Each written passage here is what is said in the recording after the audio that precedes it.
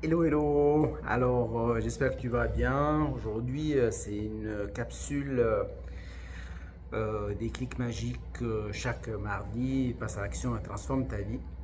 Une capsule qui est différente, donc près du feu. Et le parallèle que je veux faire entre ce feu qui est derrière moi et en fait la chaleur de notre cœur, en fait, ce chakra du cœur. Alors, on sait que ceux qui connaissent, ceux qui ont les perceptions extrasensorielles, etc., la tradition que le chakra du cœur a une couleur verte. Mais après, finalement, chacun peut l'imaginer de n'importe quelle lumière. Ça peut être la couleur du feu, ça peut être une lumière blanche. Enfin bref, ce sont des concepts. Moi, aujourd'hui, je vais te parler dans cette capsule brièvement, en fait, de quelque chose d'autre, en fait. Vraiment des clics que j'ai fait et qui me... Donc là, je sens bien entendu une grande chaleur, en fait, derrière moi. Mais ce qui m'est arrivé, à part le fait de sentir une grande chaleur dans le cœur, dans la gorge, dans le sixième chakra, sentir une grande chaleur ici, autour de la tête, par rapport à la glande pinéale et tout, etc. En fait, dans tout l'axe. Donc là, je suis en position lotus. Si tu suis mes capsules régulièrement, tu as pu remarquer que souvent, je suis dans la nature. Donc il y a quelques semaines en arrière, j'étais à la nature au Canada, j'étais en Suisse, etc. Et, et aujourd'hui, je te parle dans un rythme qui est un peu différent en fait. Même si souvent je vais dans un rythme un peu dynamique et tout ça, etc., pour pousser à des prises de conscience. Je vais essayer de voir comment je peux me positionner ici pour qu'il y ait une bonne luminosité. Que j'improvise un peu cette capsule comme ça. Et ce que j'ai à cœur, en fait, c'est de t'inviter à avoir ce que tu ressens en fait dans ton cœur, en fait. C'est-à-dire que moi, je te partage des expériences réelles de ma vie, pas parce que j'aime bien parler de moi, mais parce qu'en fait, je traverse d'une manière consciente, donc en pleine conscience, hein, c'est le cas de le dire, en pleine conscience intégrative, et en pratiquant de plus en plus les enseignements, mais pas seulement, aussi les nouveaux enseignements comme par exemple à travers la méditation, défi méditation de François Lemay, qu'on parle du changement de fréquence, donc sortir de bêta, entrer dans alpha, dans d'autres états de fréquence, aller chercher des nouvelles versions de nous pour les télécharger, etc. Et en faisant tout ça, j'ai l'impression, j'ai la sensation, parfois j'ai la certitude que nous sommes guidés d'une certaine manière vers les prises de conscience desquelles que nous avons besoin de faire pour avancer sur notre vrai chemin. Et je pense que quand François, lorsqu'on parle à travers les méditations, tout ça, etc., il parle en sorte je crois qu'elle appelle un truc comme ça, en fait, quelque chose qui vient de l'énergie du cœur, qui va jusqu'au cerveau, puis ça comme une sorte une explosion énergétique positive. Moi, parfois, je le sens ainsi, et parfois, je le sens différemment. Et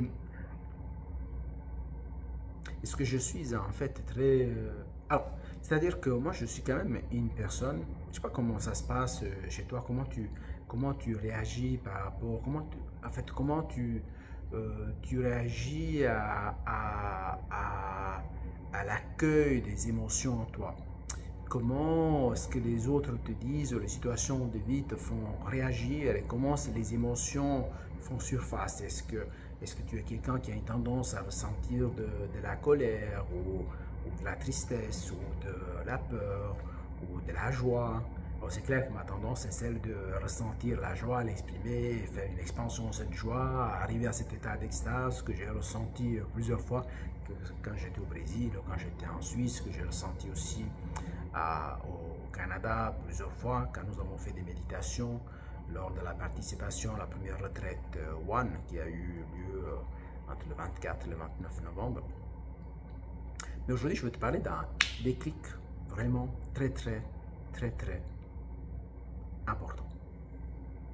Je ne vais pas entrer trop dans les détails parce qu'il y a des situations un peu familiales, tout ça, etc. Mais je veux quand même t'offrir certaines opportunités pour que tu puisses faire des ponts avec ta vie et pour voir comment tu t'observes. Bon, c'est-à-dire que suite à... Donc aujourd'hui, donc mes deux parents sont décédés. Okay? Donc en 2022, il y a ma maman qui est décédée le mois de novembre et presque exactement 2 ans, au moins une semaine, il y a mon papa qui est décédé, donc cette année en 2024. Donc ça veut dire, je ne veux pas dire que maintenant je suis orphelin d'une certaine manière.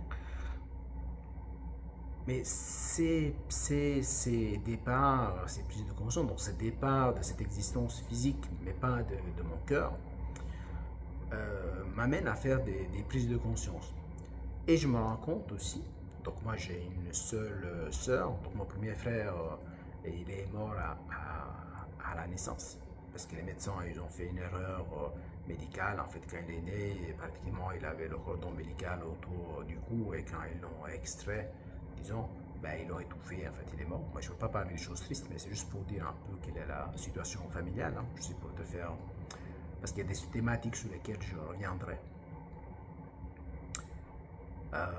Alors moi je suis quelqu'un je suis très axé sur solutions, je suis très axé sur ce qui est positif, je suis très axé pour mettre les gens en harmonie. Je suis quelqu'un qui a une certaine aversion vers les confusions, vers les conflits, vers les pertes de temps en fait, parce que je trouve qu'on peut résoudre la plupart, en fait j'ai la croyance qu'on peut résoudre la plupart des choses en créant un bon dialogue avec les personnes, même avec ces personnes que parfois ne veulent pas arriver au dialogue. Et j'ai vécu des expériences ces dernières années où il y a une personne de la famille en particulier qui m'a mis au défi, par rapport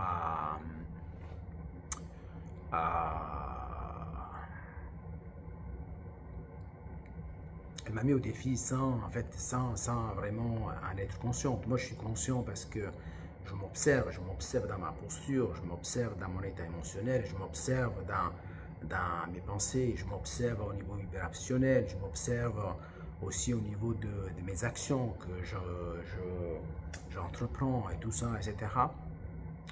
Comme maintenant, par exemple, je suis conscient que j'ai une chaleur dans le dos, etc. etc. Est-ce que j'ai fait une prise de conscience aujourd'hui très importante, et c'est sur cette prise de conscience que j'ai t'inviter à te positionner. Donc je disais à cette personne dans ma famille, cette personne est vraiment l'opposé de moi en fait. C'est-à-dire qu'elle agit d'une manière, à mon avis, sans réflexion.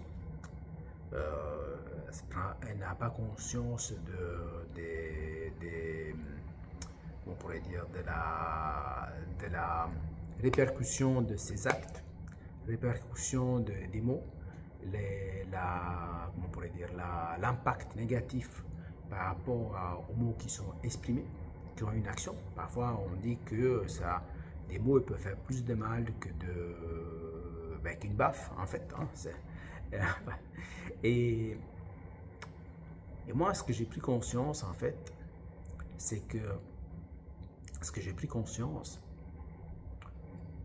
j'arrive, malgré toutes les situations que cette personne a provoquées, alors consciemment ou pas consciemment, j'en sais rien, mais je vais essayer de positionner ici un peu que je sois pas trop... Alors j'espère que le son est assez fort, mais j'aime pas parler fort, hein. C'est aussi une chose que j'ai jamais aimé vraiment les gens qui parlent très fort, parce que j'ai l'impression que les gens sont en train de se bagarrer et tout ça. Mais bon, ça c'est, je ne veux pas dire que c'est hors sujet, mais ça fait partie. Et je m'aperçois aussi, en fait,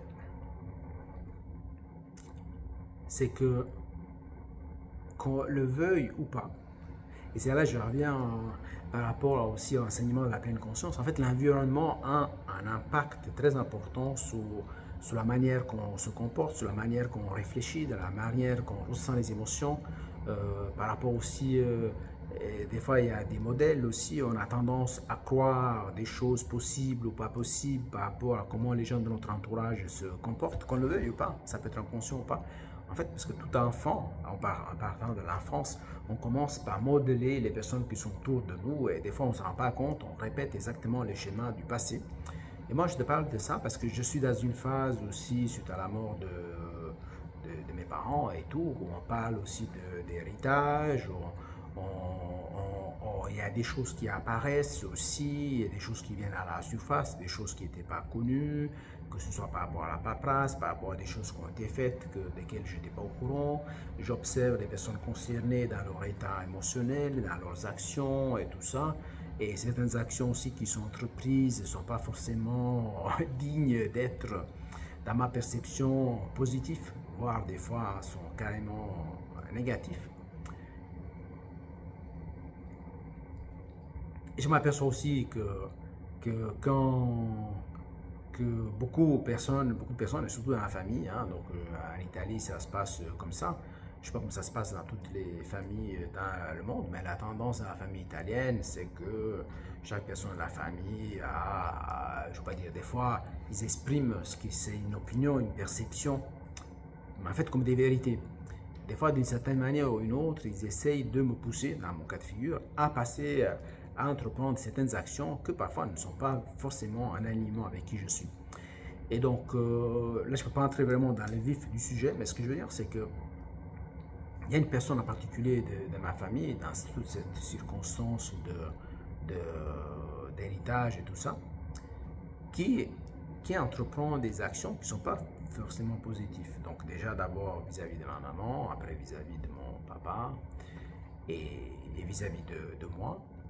Et j'ai tous les éléments nécessaires pour pouvoir faire face à ces situations-là, en me mettant, comment je pourrais dire, dans la même fréquence, dans la même vibration, dans la même émotion. Je pourrais ressentir de la colère, je pourrais ressentir de la frustration, je pourrais ressentir l'envie de passer à l'action, d'agir de la même manière de cette personne. Et est-ce que même avant d'être confronté à cette personne, c'est ça qui faisait surface en fait. Et pas d'une manière très forte, mais c'est quand même quelque chose. Donc je me suis dit, peut-être c'est un schéma que j'ai hérité de ma famille, de mon entourage de l'enfance, peut-être du peuple italien et tout ça, etc. Alors que, en fait, le vrai test, c'est pour ça que j'aime bien apprendre aussi ce qu'il dit mon mentor et ami François Lemay, apprendre par expérience directe. Parce que à rien ne sert la théorie tant qu'on n'a pas mis en pratique les enseignements sur le terrain. Et moi, ce que j'ai la prise de conscience que j'ai faite, c'est que quand j'étais confronté à cette personne, ces jours, au lieu de ressentir toutes ces émotions que j'aurais pu ressentir, c'est la colère, la frustration, l'envie de peut-être de rendre l'appareil, comme on dit, peut-être me défendre tout simplement, légalement, et tout ça de manière tout à fait correcte et tout. J'étais surpris parce qu'en fait, j'ai pas ressenti ça. J'étais en observation dans ma posture face à cette personne de la famille et je ne ressentais pas de la colère en fait.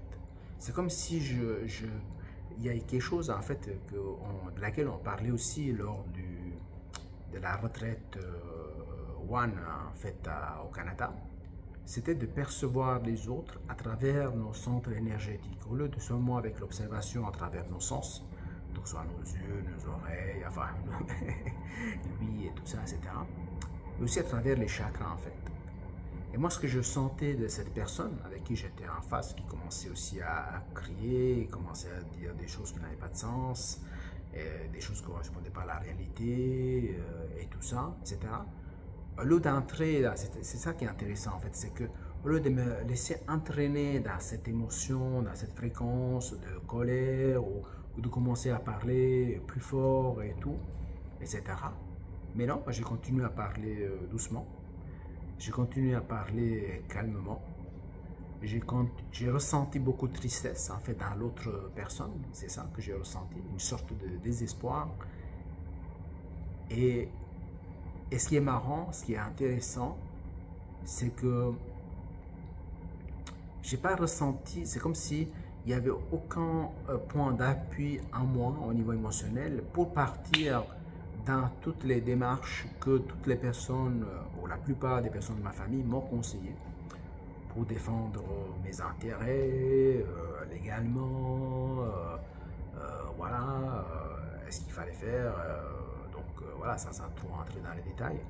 Et j'ai pas, c'est ça qui était intéressant pour moi en fait, c'est que c'est comme si à l'intérieur de moi, dans tout mon corps, au niveau cellulaire, au niveau de mon esprit, au niveau des vibrations, il n'y avait pas ce point d'appui en fait pour m'accrocher, pour peut-être descendre à ce niveau de fréquence vibrationnelle de laquelle des fois on parle dans l'échelle de conscience de David Hawkins.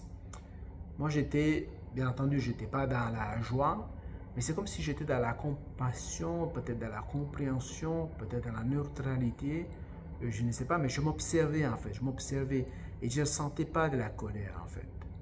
Je sentais plutôt de l'incompréhension, mais en même temps je me disais, mais je ne peux pas changer l'autre personne de toute façon. Et puis le fait de réagir à ce comportement à la même fréquence, ça ne fait pas partie de mon pattern donc, que je lance. Ce n'est pas partie de cette fréquence. Et d'ailleurs, j'ai eu la perception que cette personne face à moi, elle était un peu dépourvue parce qu'elle s'attendait à une certaine réaction qui est tout à fait normale dans chaque être humain. Et alors que moi, je n'ai pas eu ça, cette réaction. Moi, malgré la situation qui est très grave en fait, hein, d'un point de vue, on pourrait dire administratif, humain, etc. Moi, je n'ai pas réagi comme l'autre personne s'attendait que je réagisse. Et moi, j'ai gardé le calme, j'ai gardé la paix d'esprit. J'ai gardé. D'ailleurs, je me suis dit que même dans toutes les histoires d'héritage, ce qui est important pour moi, c'est de garder ma paix d'esprit. Et ma paix d'esprit vaut tout bien matériel. Il n'y a aucun bien matériel qui vaut plus que ma paix intérieure.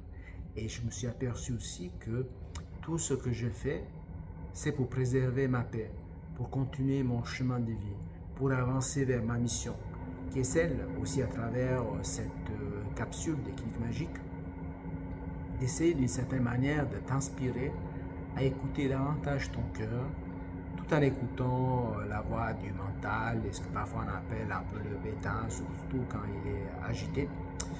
Donc là, il y a le feu qui augmente. Mais revenir dans le cœur, en fait, qui justement le cœur, il est ce qu'on appelle le master, le maître à bord. D'ailleurs, le quatrième chakra, c'est vraiment ce qui fait le pont entre les trois premiers et les trois derniers. Après que tu peux croire ou pas au chakra, c'est pas important. Ce qui est important, c'est que tu crois quand même dans une énergie du cœur, une énergie de l'amour. Et moi, je pense que aujourd'hui, en tout cas ces jours-là, j'ai savouré une certaine expérience, presque d'amour inconditionnel, peut-être du pardon aussi.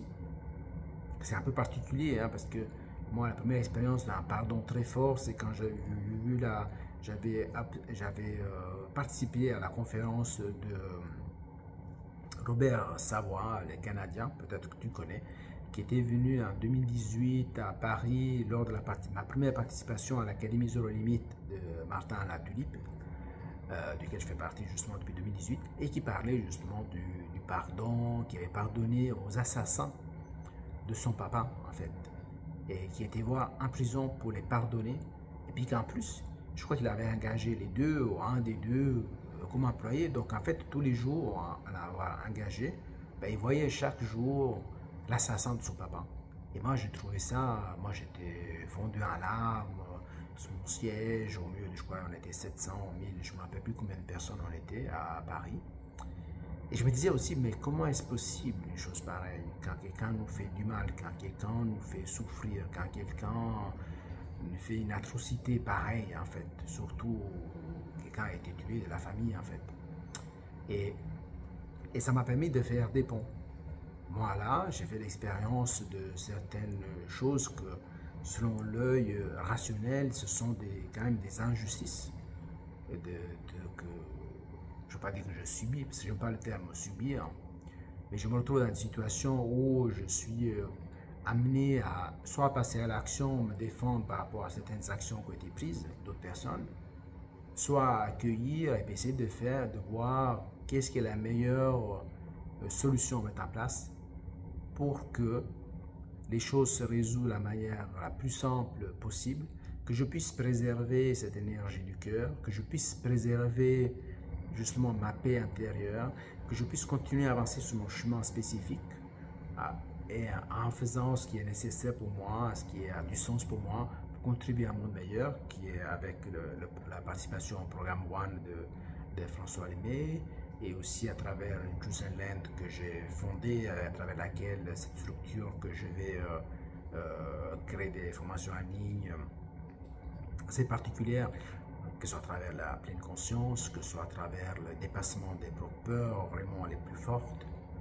et surtout de faire vibrer la joie du cœur pour qu'en fait on vibre davantage qui nous sommes vraiment. Et là, bien entendu, je vais intégrer aussi les méditations, l'accueil de cette nouvelle version de nous qui est dans ce qu'on appelle le nothing, donc tout existe en fait dans ce champ quantique.